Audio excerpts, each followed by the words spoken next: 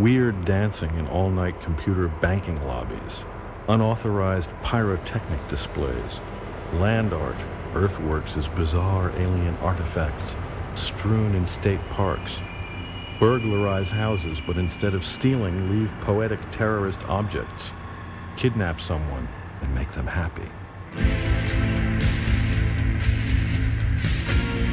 Pick someone at random and convince them that they're the heir to an enormous, useless, and amazing fortune. Say 5,000 square miles of Antarctica, or an aging circus elephant, or an orphanage in Bombay, or a collection of alchemical manuscripts. Later, they will come to realize that for a few moments they believed in something extraordinary, and will perhaps be driven as a result to seek out some more intense mode of existence. Bolt up brass commemorative plaques in places, public or private, where you have experienced a revelation or had a particularly fulfilling sexual experience. Go naked for a sign.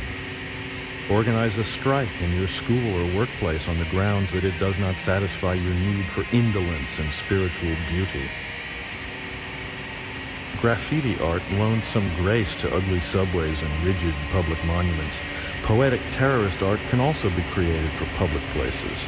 Poems scrawled in courthouse lavatories. Small fetishes abandoned in parks and restaurants. Xerox art under windshield wipers of parked cars. Big character slogans pasted on playground walls. Anonymous letters mailed to random or chosen recipients. Mail fraud. Pirate radio transmissions, wet cement, the audience reaction or aesthetic shock produced by poetic terrorism ought to be at least as strong as the emotion of terror. Powerful disgust, sexual arousal, superstitious awe, sudden intuitive breakthrough, Dada-esque angst. No matter whether the poetic terrorism is aimed at one person or many, no matter whether it is signed or anonymous, if it does not change someone's life, aside from the artist, it fails.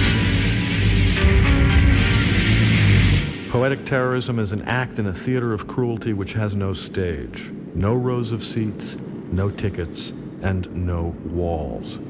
In order to work at all, poetic terrorism must categorically be divorced from all conventional structures for art consumption, galleries, publications, media. Even the guerrilla situationist tactics of street theater are perhaps too well known and expected now.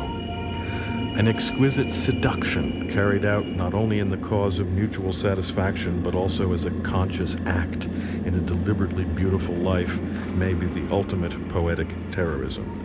The poetic terrorist behaves like a confidence trickster whose aim is not money, but change. Don't do poetic terrorism for other artists. Do it for people who will not realize, at least for a few moments, that what you have done is art. Avoid recognizable art categories. Avoid politics. Don't stick around to argue. Don't be sentimental. Be ruthless. Take risks. Vandalize only what must be defaced. Do something children will remember all their lives, but don't be spontaneous unless the poetic terrorist muse has possessed you. Dress up. Leave a false name. Be legendary. The best poetic terrorism is against the law, but don't get caught. Art as crime. Crime as art.